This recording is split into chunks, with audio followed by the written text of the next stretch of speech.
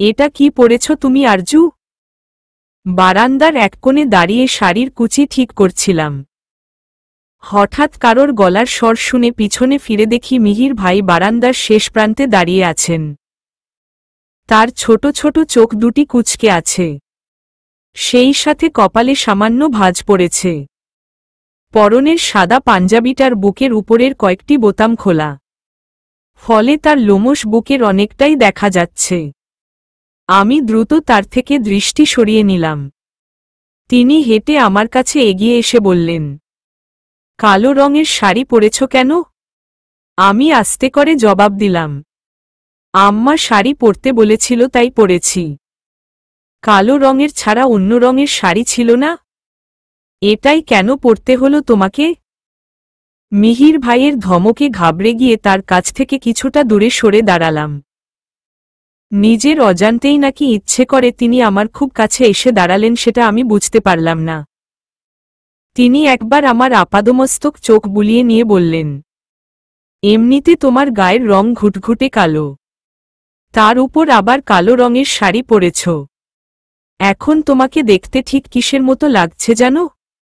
আমার উত্তরের অপেক্ষা না করেই তিনি বললেন, তোমাকে ঠিক কয়লার বস্তার মতো লাগছে দেখতে। তুমিও আর তোমার পরনের শাড়ি দুটোই কালো। এই অবস্থায় তোমাকে দেখলে যে কেউই ভয় পেয়ে হৃদরোগে আক্রান্ত হয়ে মারা যেতে পারে। তার কথা শুনে লজ্জায় অপমানে আমার দুচোখ দিয়ে পানি গড়িয়ে পড়তে লাগল। আমি কিছু না বলে নিঃশব্দে কাঁদতে লাগলাম। মিহির ভাই আমার কান্নাকে পাত্তা না দিয়ে থমথমে গলায় বললেন, এখনই এটা পাল্টে অন্য যে কোনো রঙের শাড়ি পরবে। ভবিষ্যতে আর কখনো কালো রঙের কাপড় পরবে না তুমি। কথাটা যেন মনে থাকে। বলেই হনহন করে বারান্দা থেকে চলে গেলেন। আমি এখনো ঠাই দাঁড়িয়ে আছি। এতটা অপমানের পরেও আমি এই শাড়িটাই পরে থাকার সিদ্ধান্ত নিলাম। এবং কিছুক্ষণ পরে আমিও বারান্দা থেকে চলে আসতেই বসার ঘরে এই বাড়ির সবাইকে বৈঠক করতে দেখলাম। এটা পারিবারিক বৈঠক হওয়ায় এই বাড়ির প্রত্যেক সদস্যই এখানে উপস্থিত আছেন। মিহির ভাইও আছেন। তিনি তার বাবার পাশে দামি সোফায় নরম কোষণে হেলান দিয়ে খুব আরাম করে বসে সবার সাথে কথা বলছেন। আমি এই বাড়িতে থাকলেও এই পরিবারের কেউ না, তাই বসার ঘরে সবার সাথে না বসে আমার রুমের দিকে এগিয়ে গেলাম। কেন জানি মনে হলো মিহির ভাই আর চোখে আমাকে দেখছিলেন। আমি আর সেদিকে না তাকিয়ে সোজা রুমে এসে পড়ার টেবিলের কাঠের চেয়ারটাই বসে পড়লাম। এর কিছুক্ষণ পরেই আম্মা শাড়ির আঁচলে হাত মুছতে মুছতে রুমে ঢুকে আমার সামনে এসে দাঁড়ালেন। কিছু বলবে? একটু আগে মিহির বলছিল তুই নাকি ওর সাথে বেয়াদবি করেছিস। ওর কথার কোনো জবাব দেসনি। তুই কেন এমন করিস আরজু? যেই ছেলেটা আমাদের বিপদের দিনে পাশে এসে দাঁড়ালো, নিজেদের বাড়িতে আমাদের থাকতে দিল, সেই ছেলেটার সাথে বেয়াদবি কেন করিস তুই? কেন সোজা মুখে কথা বলিস না ওর সাথে? আম্মার কথা শুনে আমার ভীষণ রাগ হল। ঝট করে বসা থেকে দাঁড়িয়ে রাগী সুরে বললাম, উনার বাড়িতে আমরা আশ্রিত বলেই তো তার কথার জবাব দেই না। আম্মা আমার কথার অর্থ বুঝতে না পেরে জিজ্ঞেস করলেন, মানে কি? আমি আম্মার প্রশ্নের উত্তর না দিয়ে উল্টো জিজ্ঞেস করলাম, আচ্ছা আম্মা আমরা এখনো কেন এই বাড়িতে থাকছি? আব্বার ব্যবসা তো এখন কিছুটা ভালো চলছে, তাহলে আমরা কেন ভাড়া বাড়িতে যাচ্ছি না? আমার প্রশ্নটা হয়তো আম্মার পছন্দ হয়নি, তাই হুট করেই আমাকে খেকিয়ে উঠলেন, ভাড়া বাসায় উঠলে মাস শেষে ভাড়া কি তুই দিবি? রাবেয়া আর শিমুকে বিয়ে দিতে গিয়ে তোর বাপ যে কত টাকার ঋণে পড়ছে, সেটা কি তুই জানিস? এত পাকনামি না করে যা বলছি তাই করবি। মিহিরের সাথে সুন্দর করে কথা বলবি। তোর নামে যেন আর কোনো নালিশ না আসে আমার কাছে। আম্মা সেখানে আর না দাঁড়িয়ে বড় বড় পা ফেলে রুম থেকে বেরিয়ে গেলেন। তার যাওয়ার পরে আমি আবার চেয়ারে বসে পড়লাম। আমরা 5 ভাই বোন, ইশরাত আপু, আমি, রাবেয়া, শিমু আর নোমান। ইশরাত আপু আমাদের সবার বড়। বিয়ে হয়ে গেছে আরও 8 বছর আগেই। 2টি ছেলের মাসে। দুলাভাইয়ের বিরাট ব্যবসা।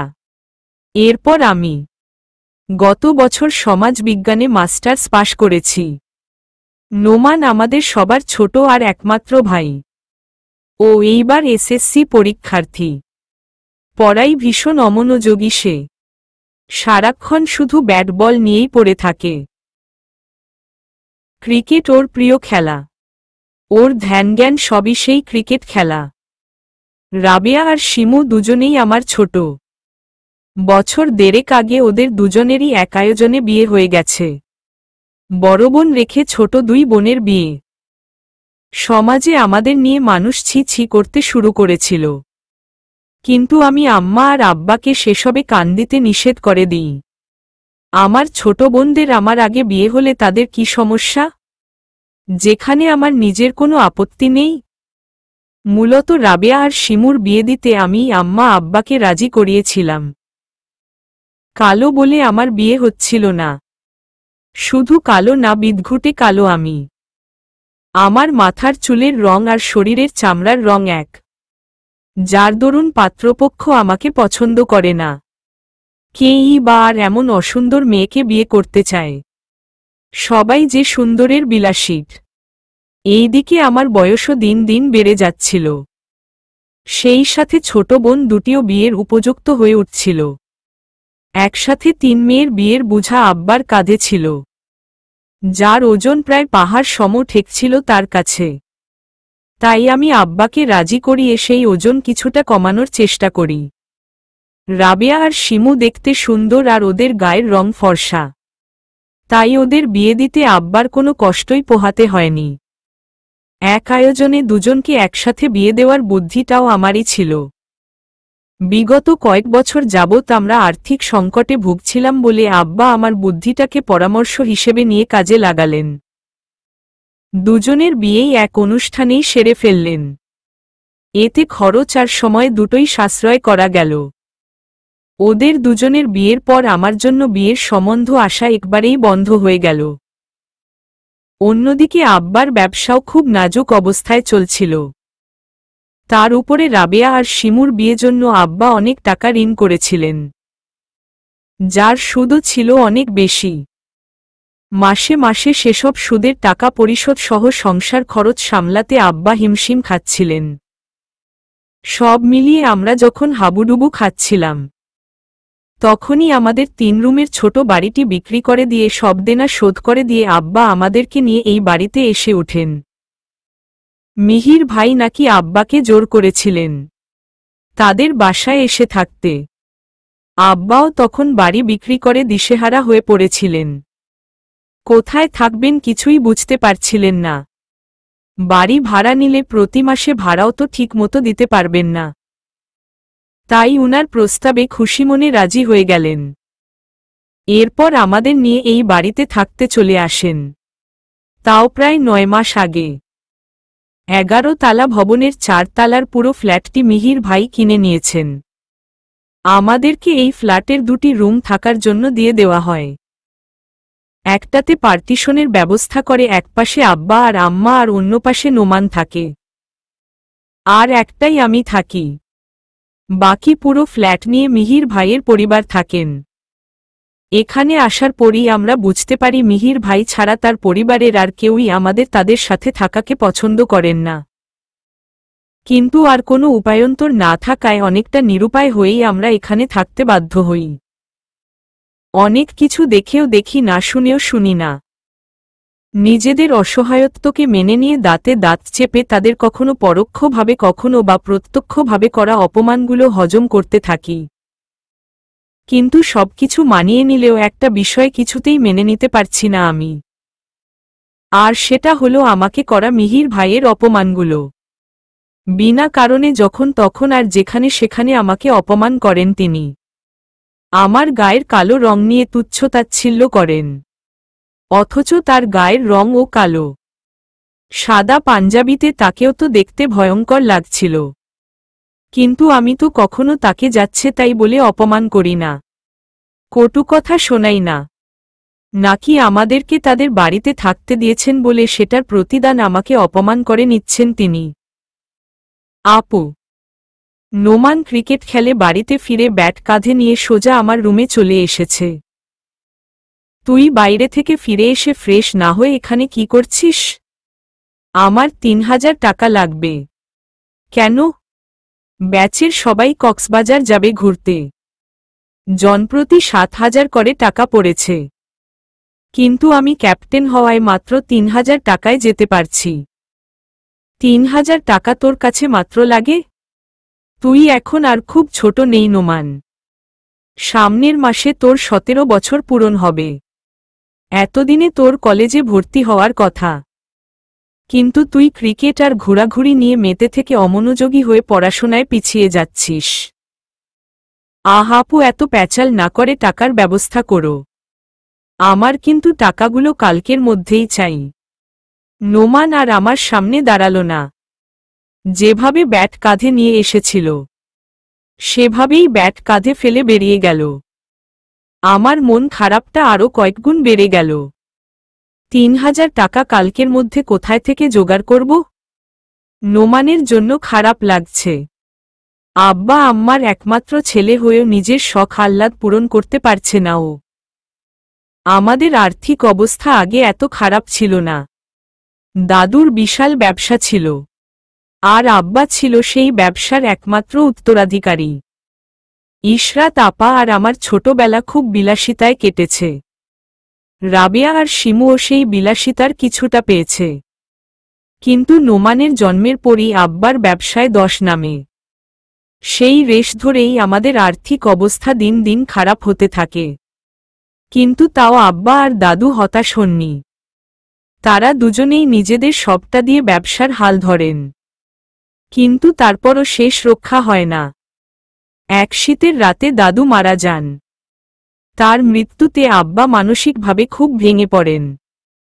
অত্যন্ত দূরদর্শী আর বুদ্ধিমান হিসেবে আব্বা বুঝে গেলেন তার আর্থিক অবস্থা সচ্ছল হতে এখন অনেকটা কঠিন। তাই তিনি আর ব্যবসার পিছনে টাকা নষ্ট না করে মেয়েদের বিয়ে দেওয়ার সিদ্ধান্ত নেন এবং অল্প বয়সেই ইশরাত আপার বিয়ে দেন। ভাগ্য ভালো, ইশরাত আপার স্বামী অত্যন্ত ভালো মানুষ। তিনি আপাকে তাকে মেনে নিতে অনেক সময় দেন এবং আপার পড়াশোনাও চালিয়ে নিয়ে যান। আপার বিয়ের পর আব্বা আমার বিয়ে দিতে উঠে পড়ে লেগে যান, কিন্তু আমার জোড়া যেন পৃথিবীতে আসেনি। কোনোভাবেই তিনি আমার বিয়ের জন্য সুপাত্রের খোঁজ পাচ্ছিলেন না। উপরন্তু কেউ আমার গায়ের কালো রঙের জন্য আমাকে পছন্দও করত। বছর 5 অনেক চেষ্টার পর আশাতীত ফল না পেয়ে আমার বিয়ে নিয়ে আব্বা হতাশ হয়ে পড়েন। যেই আব্বা তার ব্যবসার লোকসানের পরেও ভেঙে পড়েননি, সেই আব্বা আমার বিয়ে নিয়ে হতাশাগ্রস্ত হয়ে পড়েন। এইদিকে রাবেয়া আর শিমুও বেশ বড় হয়ে উঠছিল। সাথে ওদের কিশোরী বয়সের সৌন্দর্যতা ফুলের রেণুর মতো প্রস্ফুটিত হচ্ছিল। একসাথে 3 মেয়ের বিয়ের ভার আব্বার কাঁধে চেপে বসে আব্বা চারদিকে শূন্য দেখতে লাগলেন। উপায়ন্তর না দেখে আমি আব্বাকে আমার আগে রাবেয়া আর শিমুর বিয়ে দিতে রাজি করাই। যদিও আব্বাকে রাজি করানো খুব সহজ কাজ ছিল না, কিন্তু যা হওয়ার তা তো হবেই। তাই আমার ছোট 2 বোনের বিয়ে আমার আগেই হয়ে গেল। ওদের 2 জনেরই খুব ভালো পরিবারে বিয়ে হয়েছে, কিন্তু বিপত্তি বাঁধল ওদের বিয়ের পর। রাবেয়া আর শিমুর বিয়ের জন্য আব্বা অনেক টাকা ধার করেছিলেন। সেই টাকার শোধ দিতে গিয়েই এখন আমরা নিঃস্ব হয়ে অন্যের বাড়িতে আশ্রয় আছি। তবে একসময় মিহির ভাইয়ের পরিবারও আমাদের বাড়িতে কয়েক বছর জন্য থেকেছিলেন। তবে তাদেরকে আমরা তখন আশ্রিত মনে করিনি, বরং মেহমান হিসেবেই গ্রহণ করেছিলাম। তখন আমি সবে 8ম শ্রেণীতে উঠেছিলাম। এক সন্ধ্যায় মিহির ভাইয়ের আব্বা তার স্ত্রী এবং 4 সন্তান নিয়ে আমাদের বাড়িতে এসে হাজির হন। আঙ্কেল তখন চাকরি সূত্রে ট্রান্সফার হয়ে নতুন এসেছিলেন এই শহরে, আর তিনি আব্বার দূর সম্পর্কের আত্মীয় ছিলেন। সেই সুবাদে সরল মনের মিশুক আব্বা তাদেরকে আমাদের বাড়িতে থাকার আমন্ত্রণ জানান। আব্বা সেদিন তাদেরকে মেহমান হিসেবে পরিচয় করে দিয়েছিলেন আমাদের সাথে। মিহির ভাই তখন কলেজে পড়তেন। আমাদের সবার সাথেই উনাদের খুব ভাব হয়ে গিয়েছিল। মিহির ভাইয়ের ছোট দুই বোন রিধি আর নিধি ছিল আমাদের প্রায় সমবয়সী। বয়সের খুব বেশি পার্থক্য ছিল না আমাদের মধ্যে। আর তার ছোট ভাই নাহিদ নোমানের চেয়ে বছর খানেকের বড় ছিল। 3 বছর থেকে ছিলেন তারা আমাদের সাথে। তারপর একদিন নিজেদের বাড়ি করে চলে যান তারা। কিন্তু আজ এত বছর পর মিহির ভাইয়ের পরিবারের সেই সব কথা মনে নেই। তাই তো মাত্র কয়েক মাসেই আমাদের প্রতি অসহ্য হয়ে পড়েছেন তারা। আমাদের এই বাড়িতে থাকা মোটেও পছন্দ না তাদের। কিন্তু নিরুপায় হয়েই আব্বা আমাদের নিয়ে এখানে থাকছেন। সৃষ্টির শ্রেষ্ঠ স্বার্থপর হচ্ছি আমরা মানুষেরা। যেখানে আমরা স্বয়ং আল্লাহ পাকের নেয়ামতেরই শুকরিয়া আদায় করতে টালবাহানা করি, সেখানে একে অপরের দয়া মায়া আর আন্তরিকতা কিভাবে মনে রাখব? আর কিছুক্ষণ পরেই সন্ধ্যা নেমে আসবে। ছাদ থেকে তো এখনো শুকনো কাপড়গুলো আনা হয়নি। আমি শাড়ির আঁচলটা সারা শরীরে জড়িয়ে নিয়ে ছাদে যাওয়ার জন্য পা বাড়ালাম। ছাদে আসতেই মাগরিবের আজান শুরু হয়। তাড়াহুড়ো করে শুকনো কাপড়গুলো নিয়ে চলে আসার জন্য পা বাড়াতেই একটি রাশভারী কণ্ঠস্বর শুনতে পাই। তোমার এত বড় সাহস, আমার নিষেধের পরও এখনো এই কালো শাড়ি পরে ঘুরে বেড়াচ্ছ। আমি পিছনে ফিরে তাকাতেই মিহির ভাইকে ছাদের মাঝখানে দাঁড়িয়ে থাকতে দেখলাম। তাকে দেখে খুব রাগান্বিত মনে হচ্ছে। এক পলক তার দিকে তাকিয়ে আমি দৃষ্টি সরিয়ে নিতেই তিনি পুনরায় রাগে গর্জে ওঠেন। আমার বলার পরও এই কালো শাড়ি পাল্টাওনি কেন? তার ধমকে আমি মৃদু কেঁপে উঠে আমতা আমতা করে বললাম, আমি এই শাড়িই পরে থাকব। আমার যা ইচ্ছা আমি তাই পরব। আমার কথায় তিনি আরও ক্ষেপে গেলেন। তারপর আমার কাছে এগিয়ে এসে বললেন, তোমার ইচ্ছে? আমার কথার পরে তোমার কোনো ইচ্ছে থাকতে পারে না আরজু। এই কথা শুনে আমি তার মুখে দিকে তাকাতেই ঘাবড়ে যায়। তিনি দাঁত কটমট করে রাগী চোখে আমাকে দেখছেন। আমি একটা ঢোক গিলে নিয়ে কথা বলতে গেলে তিনি হাতের ইশারায় আমাকে থামিয়ে দিয়ে আবার বললেন, বেশি বার বেরো না আরজু। আমার কথার উপরে তোমার ইচ্ছের দাম দিতে গিয়ে নিজের বিপদ ডেকে নিয়ে এসো না। কথাগুলো বলেই তিনি রাগে ফোঁসফাঁস করতে করতে হনহন করে ছাদ থেকে নেমে গেলেন। আমি হতভম্ব হয়ে ছাদেই দাঁড়িয়ে রইলাম। কিছুক্ষণ পর মাগরিবের নামাজের সময় পেরিয়ে যাচ্ছে দেখে হাতের শুকনো কাপড়গুলো বুকের সাথে মিশিয়ে ধীর পায়ে লিফটে ওঠে ছাদ থেকে নেমে এলাম।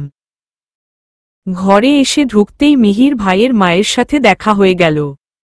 আমাকে দেখেই তিনি চোখমুখ কুঁচকে বিরক্তির সুরে বললেন, কি ব্যাপার আরজু, এই কালো শাড়ি পরেছ কেন? তোমার কি আক্কেল বলতে কিছু নেই? এমনিতে তুমি দেখতে কালো, তার উপর কোনো বুঝে এমন একটা কালো শাড়ি পরে ঘুরে বেড়াচ্ছ।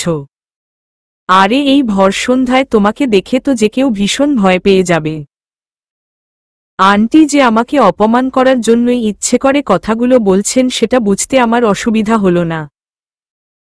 তার কথা যেন আমার গায়ে লাগেনি এমন ভঙ্গি করে মুচকি হেসে বললাম, অন্যদের ভয় পাইয়ে দেওয়ার মতো এমন বিরল গায়ের রং কয়জনে পায় বলুন তো আন্টি?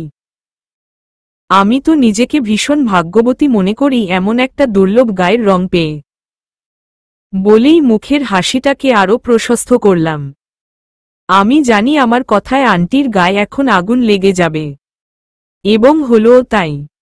তিনি তার ছোট ছোট চোখ দুটিকে কুঁচকে ঝাঝালো কণ্ঠে বলেন, নির্লজ্জের মতো কথাবার্তা বলো কেন তুমি? আমি অবাক হওয়ার সুরে বললাম, নির্লজ্জের মতো কি বললাম আন্টি? আন্টি আমাকে আর কিছু না বলে গটগট করে তার রুমে গিয়ে ধুম করে বিকট শব্দে দরজা লাগিয়ে দিলেন। এর মাধ্যমে যেন তিনি আমাকে বুঝালেন, বেহায়া মেয়ে অনেক হয়েছে, এবার আমার বাড়িটাকে ছেড়ে যাও। আমি আর সহ্য করতে পারছি না তোমাদের। আমি সেখানে আর না দাঁড়িয়ে সোজা আমার রুমে এসে পরনের শাড়ি পাল্টে সালোয়ার কামিজের সাথে হিজাব পরে মাগরিবের নামাজ পড়ে নিলাম। তারপর আমার শুকনো কাপড়গুলো ভাঁজ করে বিছানার একপাশে রেখে আব্বা আম্মা আর নোমানের কাপড়গুলো নিয়ে তাদের রুমের দিকে পা বাড়ালাম। আব্বা আম্মার রুমে এসে দেখি ফ্লোরে যায় নামাজ বিছিয়ে আম্মা নামাজ পড়ছে। আম্মার আসরের নামাজ কাজা হয়ে গিয়েছিল বলে হয়তো এখন আদায় করে নিচ্ছে। আমি নিঃশব্দে কাপড়গুলো আলনায় রেখে বেরিয়ে আসতেই দরজায় আব্বার সাথে দেখা হলো। আব্বার চোখমুখ শুকিয়ে আছে। আমাকে দেখে একটা দীর্ঘশ্বাস ছেড়ে বললেন, ছেলে পক্ষ আর আসবে না বলে দিয়েছে। তোর কথামতো ঘটককে আগে তাদেরকে তোর গায়ের রং কালো সেটা জানিয়ে দিয়ে তারপর তারা আসতে চাইলে তাদেরকে নিয়ে আসতে বলেছিলাম, কিন্তু ঘটকের কাছে সেটা জানার পর তারা আসবে না বলেছে। আব্বার চোখ দুটি ছলছল করছে। যে কোনো সময় তার চোখ থেকে কয়েক ফোঁটা জল টুপ করে গড়িয়ে পড়বে। আমি সান্ত্বনার সুরে বললাম, এটা নিয়ে তুমি মন খারাপ করো না আব্বা, একদিকে বরং ভালোই তো হয়েছে। ঘটক চাচা যদি তাদেরকে আমার সম্পর্কে না জানিয়েই আমাকে দেখাতে নিয়ে আসত, তাহলে অযথা তাদের আপ্যায়নের ব্যবস্থা করতে গিয়ে কতগুলো টাকা অপচয় হতো আমাদের, যেগুলো কোনো কাজেই আসত না। আমাদের কাছে এখন একটা টাকারও অনেক মূল্য। তাই বলছি যা হয়েছে ভালো হয়েছে। এইসব নিয়ে ভেবে তুমি আর হাহুতাশ করো না। সম্ভবত আমার যুক্তি আব্বার মনপুত হয়নি। তিনি রাগী সুরে বলেন, আমি এখনো এত ফকির হয়ে যাইনি যে আমার মেয়েকে পাত্রপক্ষ দেখতে আসলে তাদের আপ্যায়ন করতে সামান্য আয়োজনও করতে পারব না। সময়গুলো খুব উষ্খুষ্কভাবে কেটে যাচ্ছে। বুকের ভেতরে কেমন যেন অদ্ভুত একটা যন্ত্রণা হয়, কিন্তু কিসের জন্য হয় সেটাই বুঝতে পারি না। আমার অস্তিত্ব জুড়ে শুধু শূন্যতা বিরাজ করে। আমি সহেলি নূর আরজু। এতটুকু কি আমার অস্তিত্ব টিকিয়ে রাখার জন্য যথেষ্ট না? বিয়ে সংসার এসব ব্যতীত বুঝি একটি মেয়ের নিজস্ব কোনো সত্তা থাকে না। রাতের আকাশ ভরা তারা জ্বলজ্বল করছে। শত শত তারার মাঝে চাঁদ সুন্দরী মিটিমিটি হেসে তার চাঁদনি বিলাচ্ছে। জানালার গ্রিলে মাথা ঠেকিয়ে রাতের আকাশ দেখছি মন ভরে। রাতের আকাশ আর আমার মধ্যে একটা মিল রয়েছে। আমরা দুটোই দেখতে কালো, তবে পার্থক্য হল রাতের আকাশের কালো ঘুচাতে চাঁদ আছে। চাঁদ নিজের আলো দিয়ে আকাশের কালোকে চাঁদনির আড়ালে লুকিয়ে ফেলে। রাতের অভিশাপকে মূর্ছনায় মুড়িয়ে দেয়। কিন্তু আমার জীবনে চাঁদের মতো আলো ছড়ানোর মতো কেউ নেই। কেউ আসেনি, হয়তো কখনো আসবেও না। হঠাৎ করে দরজায় টোকা পড়তেই চমকে উঠলাম। চিন্তার ঘোর থেকে বেরিয়ে এসে নিচু স্বরে জিজ্ঞেস করলাম, কে? আরজু আফা, আমি শিলা। দরজাটা একটু খুলেন। আমার চুলগুলো পিঠে এলোমেলোভাবে ছড়িয়েছিল। দুই হাতে সেগুলো হাত খোপা করে ওড়নাটা ভালো করে মাথা আর শরীরে জড়িয়ে নিয়ে দরজা খুলে দিতেই শিলার ঘুমে জড়ানো দুটি চোখ সামনে দেখতে পেলাম। 14-15 বছরের ছোট মেয়েটা সারাদিনের পরিশ্রম শেষে ক্লান্তিতে দুই চোখে ভিড় জমানো ঘুমকে তাড়ানোর চেষ্টায় রত। কিরে, কি হয়েছে? বড় ভাই আপনারে এখনই ছাদে যাইতে কইছে। শিলার কথা শুনেই আমার বুকের ভেতরে ধক করে ওঠল। বড় ভাই মানে তো মিহির ভাই। মিহির ভাই এই রাতের বেলা আমাকে ছাদে যেতে খবর পাঠিয়েছেন কেন? তার কোনো বাজে উদ্দেশ্য নেই তো? কোনো কুমতলবে ডাকেননি তো আমাকে? আমাকে চিন্তায় ডুবে যেতে দেখে শিলা ঘুম জড়ানো কণ্ঠে তাড়া দিয়ে বলল, জলদি চলেন আফা, আমারে আপনার সাথে ছাদে যাইতে হইব। বড় ভাইয়ের কথা বলা শেষ হইলে আপনারে আবার রুমে পৌঁছায় দিয়া তারপরে আমি ঘুমাইতে যাইতে পারমু। আমি শিলাকে আর কিছু না বলে ছাদের সিঁড়ির দিকে এগিয়ে গেলাম। শিলাও নিঃশব্দে আমার পিছনে চলতে লাগল। এই অ্যাপার্টমেন্টটা যেমন বিশালের ছাদটাও তেমন বিশাল। ছাদের প্রায় পুরোটা জুড়েই ফুলের বাগান করা হয়েছে। বাগানের মাঝখানে বসার জন্য কাঠের ছোট ছোট টুল পেতে রাখা আছে। যে কেউ চাইলেই যেন এই বাগানের সৌন্দর্য উপভোগ করতে পারে তার জন্যই এই ব্যবস্থা। চারপাশে চোখ বুলিয়ে ছাদের এক কোণে তাকাতেই দেখি উত্তরে ডালিয়া গাছের পাশে ছোট টুলে মিহির ভাই পায়ের উপরে পা তুলে বসে আছেন। এই রাতের বেলা লিফটে করে ছাদে আসতে গেলে কারোর চোখে পড়লে নানান রকমের গুঞ্জন শুরু হবে। তাই অনেক কষ্ট করে 8তলা সিঁড়ি বেয়ে হাঁপাতে হাঁপাতে ছাদে এসে পৌঁছেছি। শিলাও আমার সাথে হাঁপাচ্ছে। বেচারি সারাদিন এত পরিশ্রম করে রাতের বেলা এখন ঘুমানোর সময় ওকে সিঁড়ি বেয়ে উঠে ঘাম ঝরাতে হচ্ছে। হুট করেই রাগে আমার সারা শরীর জ্বলতে লাগল। মনে মনে মিহির ভাইকে কঠিন কিছু কথা বলার পণ করে নাক মুখ ফুলিয়ে তার দিকে এগিয়ে গেলাম। তার কাছে যেতেই আচমকা তিনি নরম সুরে বলে উঠলেন, লিফট দিয়ে ছাদে আসতে এত সময় লাগে? সেই কখন থেকে ছাদে এসে বসে আছি। আমি একরাশ বিরক্তি নিয়ে বললাম, এত রাতে আমাকে ছাদে ডেকে পাঠিয়েছেন কেন? মিহির ভাই ফোনের স্ক্রিনে সময় দেখে বললেন, এত রাত হয়নি, মাত্র 11টা বাজে। রাতের 11টা আপনার কাছে মাত্র হতে পারে, কিন্তু আমাদের কাছে অনেক রাত।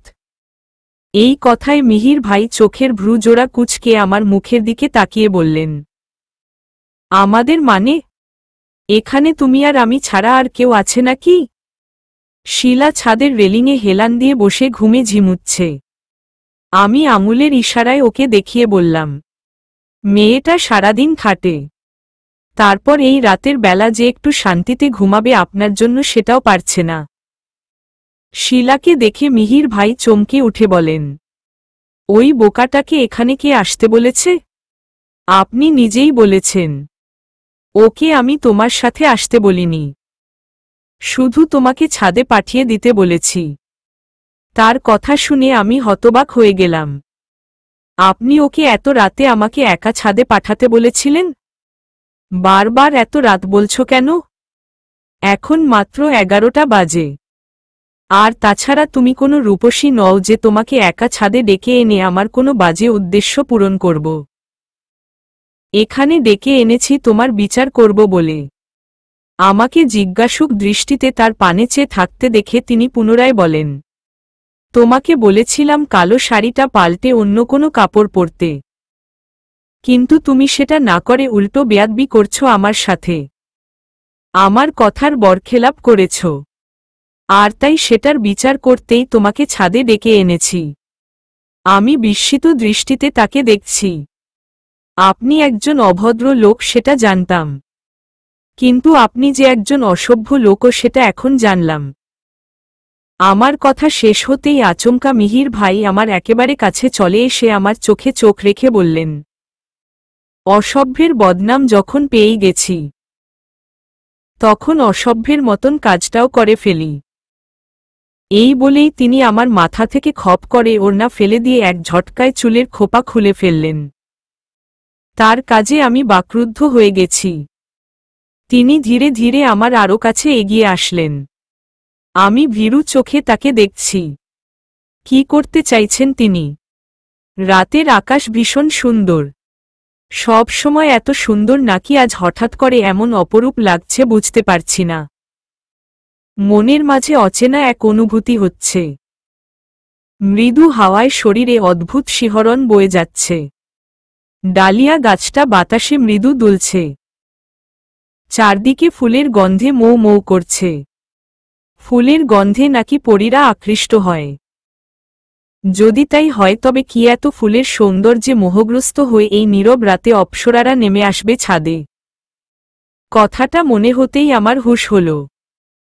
আমি যে এই মুহূর্তে ছাদে দাঁড়িয়ে আছি সেটা প্রায় ভুলেই গিয়েছিলাম।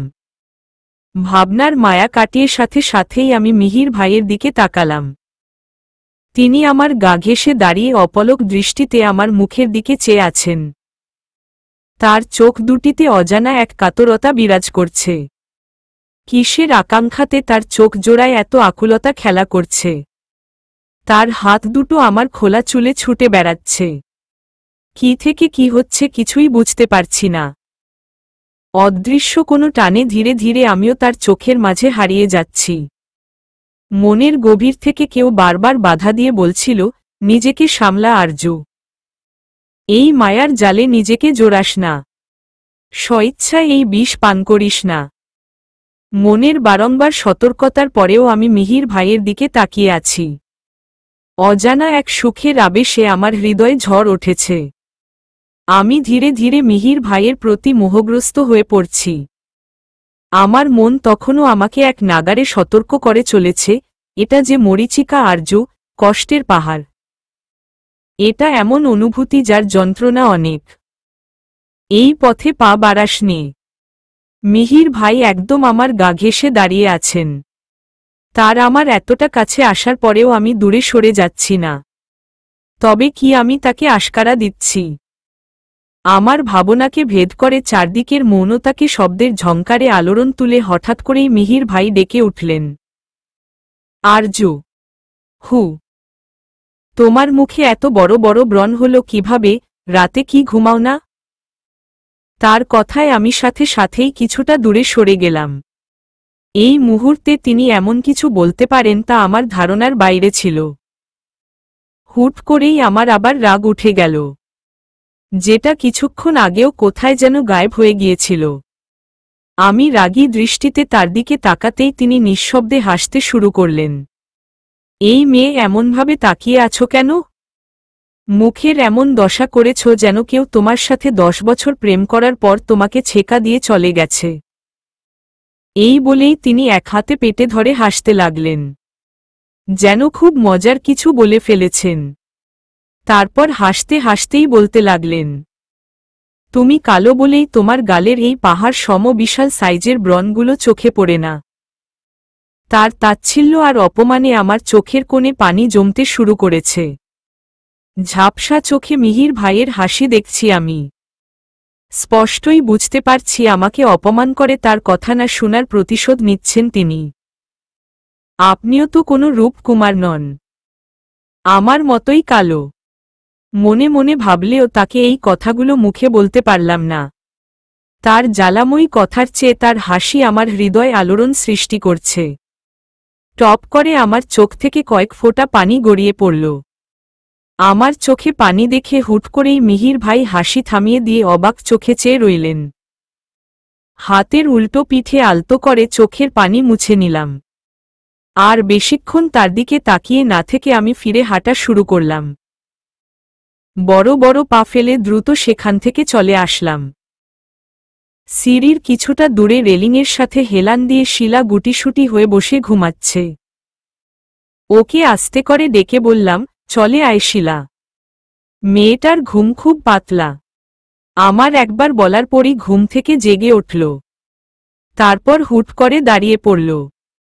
আমি আর কিছু না বলে লিফটের দিকে এগিয়ে গেলাম। মেয়েটাকে নিয়ে আবার সিঁড়ি দিয়ে যাওয়ার কোনো ইচ্ছে নেই আমার। বিনা কারণে ওকে কষ্ট দেওয়ার কোনো প্রয়োজন নেই। রুমে ফিরে এসে নিঃশব্দে দরজা লাগিয়ে দিলাম। ততক্ষণে শিলা রান্নাঘরের পাশের রুমে গিয়ে শুয়ে পড়েছে। লিফটে দারোয়ানের সাথে দেখা হয়ে যায়। কেমন করে যেন আমাদের দুজনের দিকে তাকিয়েছিল। কিছু একটা বলতে চাইছিল যেন। আমি জানি সে কি বলবে, তাই আর পাত্তা না দিয়ে চলে এসেছি। হয়তো জিজ্ঞেস করত এই রাতের বেলা ছাদে কেন গিয়েছিলাম। হুট করে নিজের প্রতি খুব রাগ হচ্ছে। কেন যেচে অপমানিত হতে গেলাম। মিহির ভাই ডাকলেই আমার যেতে হবে কেন? আমার কে হন তিনি? আমি তার খাই না পড়ি? আজ যা হলো, তিনি আমার এতটা কাছে আসার পরেও আমি তাকে কোনো বাধা দেইনি। এরপর হয়তো তিনি আমাকে নির্লজ্জও ভাবছেন। তখন কি হয়েছিল আমার? কেন আমি তাকে বাধা দেইনি? কেনই বা তখন আমার মনের বারণ শুনেনি? হঠাৎ করেই নিজেকে খুব অচেনা লাগছে। এই রকম আমি কিছুতেই করতে পারি না। কিভাবে মিহির ভাইয়ের এতটা কাছে চুপচাপ দাঁড়িয়েছিলাম? কি করে এতটা নির্লজ্জ হলাম আমি? কিছুক্ষণ আগে ছাদে ঘটে যাওয়া ঘটনাটা ভেবে একটা সিদ্ধান্ত নিয়ে ফেলেছি। এরপর আমি মিহির ভাইয়ের সাথে কথা বলবো না। তিনি নিজ থেকে কথা বললেও হু-হা উত্তর দিয়ে তাকে এড়িয়ে যাব। রান্নাঘরে আম্মাকে সকালের নাস্তা বানাতে সাহায্য করছি। আম্মা একটা একটা করে আটার রুটিগুলো বেলে দিচ্ছে আর আমি চুলায় গরম তাওয়ায় সেগুলো সেকে নিচ্ছি। নোমানের মা কি করছো? মিহির ভাইয়ের মা রান্নাঘরের দরজার সামনে এসে দাঁড়ালেন। আগে তিনি আম্মাকে ভাবি বলে ডেকে আপনি করে সম্বোধন করলেও এখন আর তা করেন না। এখন তিনি আম্মাকে নোমানের মা বলে ডেকে তুমি করে বলেন। তার হাবভাব এমন যেন আমরা তার বাড়ির কাজের লোক। এই মহিলার কথাবার্তা আমার একদম পছন্দ না। আমি তার দিকে না তাকিয়ে রুটি সেঁকতে লাগলাম। আম্মা আমাকে বাকি রুটিগুলো বেলে নিয়ে সেঁকে নিতে বলে রান্নার ঘরের দরজার কাছে চলে গেলেন। জি ভাবি, তোমাকে কিছু কথা বলার ছিল তাই এসেছি। জি বলুন। তোমার মেয়ে যে রাত বিরাতে ছাদে ঘুরে বেড়ায় সে খবর কি তুমি রাখো? কাল রাতে দারোয়ান আরজুকে লিফটে করে ছাদ থেকে নামতে দেখেছে। নেহায়েতি ছেলেটা ভালো মানুষ তাই আর কাউকে না জানিয়ে আমাকে বলেছে। অন্য দারোয়ান দেখলে তো এতক্ষণে পুরো বিল্ডিংয়ে এই খবর ছড়িয়ে পড়ত। তোমার মেয়ে রাতের বেলা ছাদে কি করতে যাই জিজ্ঞেস করো ওকে। আন্টি দাঁত কটমট করে কথাগুলো বলে আমার দিকে একবার রাগী দৃষ্টিতে তাকিয়ে সেখান থেকে চলে গেলেন। আমি ততক্ষণে তার কথা শুনে অবাক হওয়ার শেষ সীমানায় পৌঁছে গেছি। ছোট একটা বিষয়কে তিনি বড় করে কেমন প্যাঁচিয়ে আম্মাকে বলে গেলেন। দারোয়ান নিশ্চয় তাকে এটাও বলেছে যে লিফটে আমি একা ছিলাম না, শিলাও আমার সাথে ছিল। কিন্তু আন্টি সেটা লুকিয়ে গিয়ে আম্মাকে আমার সম্পর্কে ভুলভাল বলে চলে গেল। তার কথাগুলো শোনামাত্র আম্মা অনেকটা গম্ভীর হয়ে আমার পানে চেয়ে কিছু না বলেই রান্নাঘর থেকে চলে গেলেন। আধা ঘন্টা পর আমি নাস্তা বানিয়ে সবার জন্য ট্রেতে করে নাস্তা নিয়ে আব্বা আম্মার রুমের কাছে যেতেই শুনি আম্মা আব্বাকে বলছে, এখানে আর থাকতে ইচ্ছে করে না। তুমি ছোট হলেও কম ভাড়ার মধ্যে কোনো বাসা দেখো। আরজুকে তো বিয়ে দিতে হবে। সারা জীবন বিয়ে না দিয়ে তোমার কাছে মেয়েকে রাখতে পারবে তুমি? কথাগুলো বলার সময় আম্মার কণ্ঠস্বর বারবার কেঁপে উঠছিল। আন্টির কথায় আম্মা অনেক কষ্ট পেয়েছে সেটা স্পষ্ট বুঝতে পারছি। তার অবিবাহিত মেয়ের চরিত্রে কেউ কালিমা লেপে দেওয়ার চেষ্টা করছে সেটা মেনে নিতে পারছে না। মিহির ভাইয়ের মা যে কোনো কারণ ছাড়াই আমাকে ভীষণ অপছন্দ করেন সেটা আম্মার খুব ভালো করেই জানা আছে। সেজন্যই তিনি সাধারণ ব্যাপারটাকে এখন ঘোলা করার চেষ্টা করছেন সেটা বুঝতেও আম্মার কষ্ট হয় না। আর তাই ব্যথিত হয়ে অনিচ্ছা সত্ত্বেও আব্বাকে এই বাড়ি ছাড়তে বলছে। যদিও আমি জানি শত অপমানের পরেও আম্মা এই বাড়িতেই থাকতে চায়, অন্তত আব্বার উপরে যেন সংসারের চাপ না বাড়ে সেই জন্য। কিন্তু এখন আন্টির ওসব কথা শুনে আম্মা মনে কষ্ট পেয়েছে বলেই চলে যাওয়ার কথা বলছে। আম্মার কথা শুনে আব্বা ছোট করে একটা দীর্ঘশ্বাস ছেড়ে বললেন, আমার মেয়ের গায়ের রংটাই সবাই দেখে। ও দেখতে যে মিষ্টি সেটা কেউ লক্ষ্য করে না। কতজনকে বললাম ভালো একটা পাত্র খুঁজে দিতে, প্রয়োজনে অনেক টাকার যৌতুকও দিব, কিন্তু সবাই এক কথা বলেই গা বাঁচিয়ে নেয়, বলে আপনার মেয়েটা সবদিকে দিয়েই ঠিক আছে, শুধু একটাই সমস্যা গায়ের রংটা মাদা। তাই তো পাত্রপক্ষরা ওকে পছন্দ করে না, আর বিয়ে করতেও রাজি হয় না। আজকালের ছেলেরা সুন্দর আর ফর্সা মেয়ে বিয়ে করতে চাই। কেউ কেউ তো বলে বিদেশ থেকে দামি ক্রিম আর লোশন এনে মেয়েকে দিন, ওসব মেখে গায়ের রংটা একটু পরিষ্কার হলেই বিয়েতে আর সমস্যা হবে না। আব্বা আম্মা দুজনেই চুপ হয়ে গেছেন। তাদের চাপা দীর্ঘশ্বাসগুলো আমার বুকে এসে বিঁধছে। মাঝে মাঝে খুব অভিমান হয়। কালো হয়ে জন্মানোর অভিশাপে অপমান আর মানসিক কষ্ট সহ্য করতে করতে এখন আমি ক্লান্ত। আর কত সহ্য করব? আব্বার এমন দুঃসময়েও আমি তার কাঁধে বোঝা হয়ে পড়ে আছি। মেয়ে হয়ে তাদের দুঃখের পরিমাণ আরও কয়েকগুণ বাড়িয়ে দিয়েছি। ছেলে হলেও তো আমার গায়ের কালো রঙের জন্য কোনো সমস্যা হতো না। আব্বা ঠিক এতদিনে আমার বিয়ের ব্যবস্থা করে ফেলতেন, কারণ ছেলেদের সব রঙেই প্রাচুর্যতা। এসব নিয়ে তাদের এত বেশি ভুগতে হয় না। ঠিক যেমন মিহির ভাই, তার গায়ের রং কালো হওয়া সত্ত্বেও ফর্সা সুন্দরী মেয়েরা তাকে বিয়ে করতে চায়। এই বিল্ডিংয়ের 2 তলায় ডাক্তার সাহেবের মেয়ে আফরিন দেখতে খুব সুন্দর। যেমন ফর্সা গায়ের রং তেমন সুন্দর চেহারা। সেই মেয়ে মিহির ভাইকে পছন্দ করে আর বিয়েও করতে চাই। এই কথা আফরিন নিজে আমাকে বলেছে। মিহির ভাই ব্যবসা করে অনেক সম্পত্তি করেছেন। এই ফ্ল্যাট ছাড়াও তার নিজের আরও 2টি ফ্ল্যাট আছে এই শহরে। একে এত টাকা পয়সা, তার উপরে আবার বড় ব্যবসায়ী। সুন্দরী মেয়েরা তো তাকে চোখের পলকে বিয়ে করতে রাজি হয়ে যাবে। আর এই নিয়ে তার মায়ের অহংকারের শেষ নেই। মূলত এই কারণেই তিনি তার ছেলের গায়ের রং কালো হওয়ার পরেও আমার পিছনে পড়ে থাকেন। আমাকে কটু কথা শোনাতে তার মুখে একটুও বাধে না। আপু, এখানে দাঁড়িয়ে আছো কেন? আমার আজ সকালেই প্র্যাকটিসে যেতে হবে, জলদি নাস্তা দাও। নোমান আমার হাত থেকে নাস্তার ট্রে টানিয়ে রুমের ভেতরে ঢুকে গেল। ওকে দেখে আব্বা আম্মা দুজনেই নিজেদের চোখ মুছতে লাগলেন। আমি বুঝতে পারলাম তারা এতক্ষণ নীরবে কাঁদছিলেন। আমি ভেতরে যেতেই আব্বা জোর করে হেসে বললেন, আরজু, তোকে একটা কথা বলার ছিল। আমি মুচকি হাসতেই আব্বা আমার সম্মতি পেয়ে নোমানকে বললেন, নোমান, তুই আরজুর রুমে গিয়ে নাস্তা খা। তোর আপুর সাথে কিছু কথা বলবো আমি।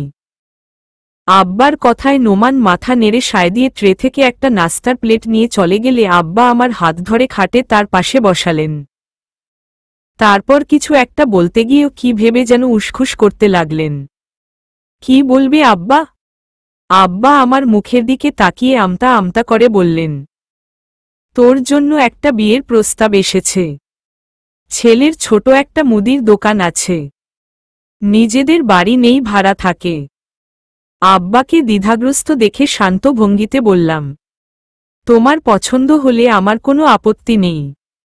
আমার কথা শুনে আব্বা চমকে তাকালেন। আম্মারও একই চাহনি। ভাগ্যের উপরে কারোর জোর নেই।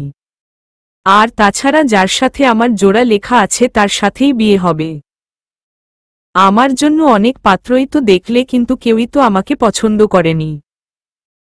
আমার বিয়ে হয়ে গেলে ছোট একটা বাসা ভাড়া নিয়ে আম্মা আর নোমানকে নিয়ে এখান থেকে চলে যেতে পারবে, যেটা এখন আমার জন্য চেয়েও করতে পারছো না। তাই তোমার আর আম্মার পছন্দ হলে আমার কোনো আপত্তি থাকবে না। আব্বা আম্মা দুজনেই অবাক চোখে তাকিয়ে আছেন। যে কথা মা বাবা হিসেবে তাদের আমাকে বলে বোঝানোর দরকার ছিল, উল্টো আমি তাদেরকে সেই কথা বলে সান্ত্বনা দিচ্ছি। আমার অজান্তেই বুক ছিঁড়ে একটি দীর্ঘশ্বাস বেরিয়ে আসল। সময় আর পরিস্থিতি দুটোই মানুষকে তার অবস্থান পরিবর্তনে বাধ্য করতে দ্বিধা করে না। শান্ত একটি বিকেল বেলা। একজোড়া কবুতর বাকবাকম করে ডেকে এদিক সেদিকে ছুটোছুটি করছে। একটি কবুতরের গায়ের রং সাদা আর অন্যটির পাখায় সাদা কালো মিশেল এবং গলায় সবুজ রঙের ছোপ ছোপ। সাদা রঙের কবুতরটি ঠোঁটে করে গমের দানা কুড়িয়ে নিয়ে অপর কবুতরটির সামনে রেখে মুখ দিয়ে অদ্ভুত একটা শব্দ করছে। সম্ভবত প্রিয়সীকে খুশি করার চেষ্টা করছে। কিন্তু অন্য কবুতরটি না খেয়ে মুখ ফিরিয়ে নিয়ে গড়গড় শব্দ করছে। হয়তো ওটা রাগ করেছে আর সাদা কবুতরটি সেই রাগ ভাঙানোর চেষ্টা করছে। অবুঝ প্রাণীদের মাঝেও ভালোবাসার বহিঃপ্রকাশ শব্দকেও হার মানায়। একে অপরকে নিজেদের মনের ভাব বোঝাতে এদের কোনো ভাষা বা শব্দের প্রয়োজন হয় না। আমার রুমের জানালার সাথে পাশের বিল্ডিংয়ের 4তলা ফ্ল্যাটের বেলকনি অনেকটা লাগোয়া। সেই বেকনিতে একজোড়া কবুতরের বসবাস। হয়তো সেই ফ্ল্যাটের কারোর কবুতর পোষার শখ আছে। আর সেই শখ থেকেই ওই কবুতর দুটি এতটা স্বাধীনভাবে পুরো বেলকনি জুড়ে নিজেদের ভালোবাসার সংসার পেতে বসেছে। আমি প্রায় সময় আমার রুমের জানালায় দাঁড়িয়ে এদের খুনসুটি আর ভালোবাসার সংসার দেখি। যতক্ষণ কবুতর দুটিকে দেখি ততক্ষণই মনের ভেতর অদ্ভুত একটা শান্তি অনুভব করি। আর ভাবি, সংসার বুঝি এমনই হয়। একজন যদি রাগ কিংবা অভিমান করে তবে অন্যজন পরম মমতায় গভীর ভালোবাসা দিয়ে সেই রাগ ভাঙিয়ে অভিমান ভুলিয়ে দেওয়ার চেষ্টা করে। আরজু। আম্মার ডাকে পিছনে ফিরে তাকাতেই দেখি মিষ্টি রঙের একটি আটপৌরে শাড়ি পরে উদাসীন ভঙ্গিতে দরজার সামনে দাঁড়িয়ে আছে। দরজায় দাঁড়িয়ে আছো কেন? ভেতরে এসো। আমি জানালার কাছ থেকে সরে গিয়ে খাটের একপাশে বসে পড়লাম। আম্মা আমার পাশে বসে শুকনো গলায় বলল, আরজু, আমি চাই না তুই এই বিয়েটা কর। আম্মার কথায় আমি অবাক হয়ে বললাম, কোনো বিয়ে? তোর আব্বা যে বিয়ের কথা বলেছে, ওই যে ছেলের মুদির দোকান আছে। ওহ, আমি চাই না তুই এই বিয়ে কর। বিয়েতে তো আর এখনই হয়ে যাচ্ছে না। আব্বা শুধুমাত্র বলেছে, দুই পক্ষের পছন্দ হলে তারপর বিয়ের কথা আসবে। অথচ তুমি এখনই অস্থির হয়ে পড়েছ। আম্মা বিরক্তির সুরে বলল, তোকে আমি এত কথা বলতে বলেছি? আমি জানি আম্মা কি বলতে চাইছে, তাই আমি প্রসঙ্গ পাল্টানোর জন্য বললাম, তোমার কাছে 1003 টাকা আছে? আম্মা চোখের ভ্রু সংকুচিত করে জিজ্ঞেস করলেন, তুই টাকা দিয়ে কি করবি? আমার জন্য না, নোমানের জন্য। ওর ব্যাচের সবাই মিলে কক্সবাজার যাবে, সেই জন্য 3000 টাকা লাগবে। অন্যদের ভাগে আরও বেশি করে টাকা পড়লেও নোমান ক্যাপ্টেন হওয়ায় ওর মাত্র 3000 টাকা দিলেই চলবে। এই কথা শুনেই রাগে আম্মার চেহারাটা লাল হয়ে ওঠল। দাঁতে দাঁত চেপে বলল, 3000 টাকা তোরা ভাইবোনের কাছে মাত্র লাগে? তোরা কি জমিদারের সন্তান যে চাইলেই এত টাকা পেয়ে যাবি? সামান্য কয়টা টাকার জন্য এত রেগে যাচ্ছ কেন? নোমান তোমাদের একমাত্র ছেলে হয়েও নিজের কোনো শখ আহ্লাদ পূরণ করতে পারে না। কই তুমি নিজ থেকে খুশি মনে ওকে কিছু টাকা দিবে, তা না উল্টো রাগ দেখাচ্ছ। তোমার কাছে টাকা থাকলে দিবে, না হলে না করে দিবে। আমি তো তোমাকে জোর করছি না। আম্মা দাঁত কটমট করে কিছু বলতে গিয়েও আব্বার ডাক শুনে চলে গেল। যাওয়ার আগে আমার দিকে রাগী দৃষ্টি নিক্ষেপ করে যেতে ভুলল না। আম্মা চলে যেতেই আমি আনমনে হেসে উঠলাম। আমি জানি আম্মা কেন এসেছিল। আমি যেন আব্বাকে এই বিয়ের জন্য না করে দেই সেটা বলতে এসেছিল। কিন্তু আমি কিছুতেই এই বিয়ের জন্য না করব না। নিজের যোগ্যতা সম্পর্কে খুব ভালো অভিজ্ঞতা হয়েছে আমার, তাই ভাগ্যে যা থাকে হাসি মুখে সেটাই মেনে নেব। নিধির রুমের দরজায় আস্তে করে টোকা দিতেই ভেতর থেকে বলল, দরজা খোলাই আছে, ভেতরে এসো। দরজা সামান্য ফাঁক করে আমি ভেতরে ঢুকে গেলাম। নিধি বিছানায় উপর হয়ে শুয়ে বই পড়ছিল। লম্বা ছিপছিপি গড়নের মেয়েটা দেখতে অনেকটা পুতুলের মতো। ওর বড় বোন রিধিও দেখতে ওর চেয়ে বেশি সুন্দরী। মিহির ভাই ছাড়া ওরা বাকি 3 ভাইবোনই সুন্দর। কয়েক মাস আগে মিহির ভাইয়ের বন্ধুর সাথে রিধির বিয়ে হয়ে গেছে। এখন নিধির বিয়ের কথা চলছে। ওদের তো টাকা পয়সার অভাব নেই। তারপর নিধি দেখতে সুন্দরী হওয়ায় ওর জন্য যোগ্যতা সম্পন্ন পাত্রের অভাব নেই। মিহির ভাই আর আঙ্কেল সবদিক ভেবে চিনতে সুপাত্রের কাছেই ওকে বিয়ে দিতে চান। তাই সবদিক দিয়ে যোগ্যতা সম্পন্ন পাত্র খুঁজছেন। উপর হয়ে শোয়া নিষেধ, কারণ এইভাবে শয়তান শোয়ে। নিধি আমার কথায় চমকে পিছনে তাকায়। কয়েক সেকেন্ড বড় বড় চোখে আমার দিকে তাকিয়ে থেকে মিষ্টি করে হেসে বলল, আরে আরজুপু, তুমি দাঁড়িয়ে আছো কেন? বসো। ও বিছানার একপাশে সরে গিয়ে আমার বসার জন্য জায়গা করে দিল। আমি চুপ করে ওর পাশে বসে পড়তেই নিধি বলল, এইবার বলো, আমাকে হঠাৎ মনে পড়ল কেন তোমার? কোনো কারণ ছাড়া কি আমি তোমার কাছে আসতে পারি না? অবশ্যই আসতে পারো, কিন্তু তোমাকে তো কখনো জোর করেও আমার রুমে আনতে পারিনি। অথচ আজ তুমি নিজ থেকে আমার রুমে এসে হাজির। তাই জিজ্ঞেস করছি, মেয়েটা সুন্দরী হওয়ার পাশাপাশি বুদ্ধিমতীও। আমার বলার আগেই বুঝে ফেলেছে আমি ওর কাছে কোনো প্রয়োজনেই এসেছি। আমি মুচকি হেসে বললাম, তোমার কাছে কিছু টাকা হবে?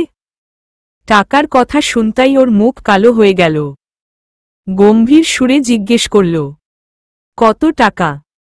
আমি আমতা আমতা করে বললাম, 3,000 টাকা। নিধি ফট করে হেসে বলল, মাত্র 3,000 টাকার কথা বলতে তোমার এত সংকোচ হচ্ছিল? শোনো, আমি কিন্তু বয়সে তোমার চেয়ে মাত্র কয়েক মাসের ছোট। তার চেয়েও বড় কথা, আমি তোমার বান্ধবীর মতো। তাই আমার কাছে তোমার সংকোচ করা মোটেও উচিত না।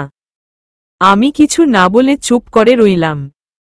নিধি বিছানা থেকে নেমে গিয়ে ওর মিনি পার্স থেকে টাকা বের করে আমার দিকে বাড়িয়ে দিতেই হঠাৎ করে মিহির ভাই এসে সেখানে হাজির হলেন।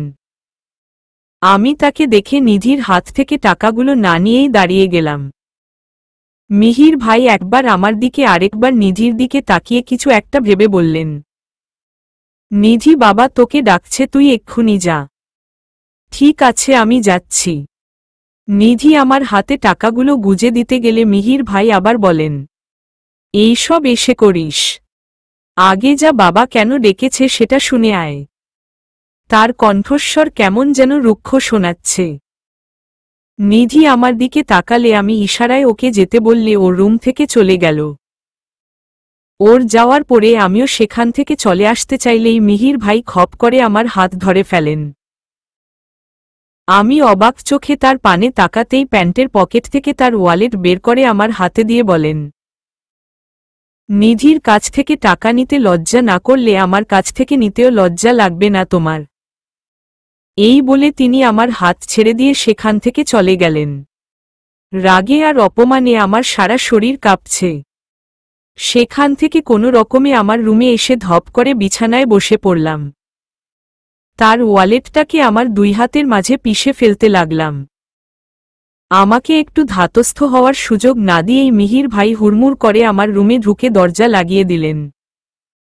তাকে দেখামাত্র আমি চেঁচিয়ে উঠলাম, এ কি, আপনি আমার রুমে কেন এসেছেন? আর দরজাই বা লাগাচ্ছেন কেন? আমার কথা যেন তার কানেই যায়নি এমন ভান করে ঠিক আমার সামনে এসে দাঁড়ালেন। তার আর মাঝে এখন খুব অল্প পরিমাণে ফাঁক রয়েছে। মিহির ভাই আমার চেয়ে কয়েক ইঞ্চি লম্বা হওয়ায় তার প্রশস্ত বুক আমার নাক বরাবর এসে ঠেকেছে। আজও শার্টের বুকের উপরের 3টি বোতাম খোলা রেখে দিয়েছেন, যার দরুন তার চওড়া বুকের অনেকটাই দৃশ্যমান। লোকটার কি আক্কেল বলতে কিছু নেই নাকি? এমনভাবে শার্টের বোতাম খোলা রেখে কোনো মেয়ের সামনে আসে কেউ? কিন্তু তার হাবভাবে সেরকম কিছুই প্রকাশ পাচ্ছে না, বরং তিনি বুক ফুলিয়ে সগৌরবে আমার সামনে দাঁড়িয়ে আছেন। আমি তার বুকের দিকে তাকিয়ে লজ্জায় মাথা নিচু করে ফেলি। তিনি চিবিয়ে বলার মতো করে বলেন, মুদি দোকানদারকে বিয়ে করার খুব শখ হয়েছে তোমার, তাই না? আমি চমকে উঠে জিজ্ঞেস করলাম, আপনাকে এই কথা কে বলেছে? যেই বলুক, তুমি এই বিয়ের জন্য না করে দিবে ব্যাস। ওহ, বুঝেছি। আমাকে এই কথা বলতে আম্মা আপনাকে ভাড়া করেছে বুঝি? মিহির আহমেদকে ভাড়া করার মতো সাহস আর যোগ্যতা এখনো কারোর হয়নি। আর রইল চাচির কথা, চাচির সাথে এই ব্যাপারে কোনো কথা হয়নি আমার। তাহলে আপনি কেন আমার বিয়ের ব্যাপারে নাক গলাচ্ছেন? আমি কাকে বিয়ে করব সেটা আমার ব্যাপার। আপনি। আমার কথার মাঝখানেই তিনি আমার ঠোঁটে আঙুল ঠেকিয়ে সামান্য ঝুঁকে এসে চোখে চোখ রেখে নরম সুরে বলেন, হুশ, তোমার সব ব্যাপারে আমার নাক অবশ্যই গলাব। মুদি দোকানদারকে বিয়ে করবে তো তুমি? ঠিক আছে, আমি সব ব্যবস্থা করছি। এই বলে তিনি হেঁটে দরজা পর্যন্ত গিয়ে থেমে গেলেন। তারপর পিছনে ফিরে বললেন, আমার ওয়ালেটটা তোমার দুই হাতের মাঝে পিষে ফেলতে দেইনি। নোমানের যত টাকা লাগে দিয়ে দিও। আর হ্যাঁ, এরপর তোমার কোনো কিছুর দরকার হলে অন্য কাউকে না বলে সোজা আমার রুমে গিয়ে আমার ওয়ালেট নিয়ে আসবে। কথাটা যেন মনে থাকে। এই পর্যন্ত বলেই তিনি দরজা খুলে বেরিয়ে গেলেন। একবারও পিছনে ফিরে তাকালেন না। আর আমি রুমে ঠাই দাঁড়িয়ে থেকে হতভম্ব হয়ে তার যাওয়ার পানে চেয়ে রইলাম। চলবে।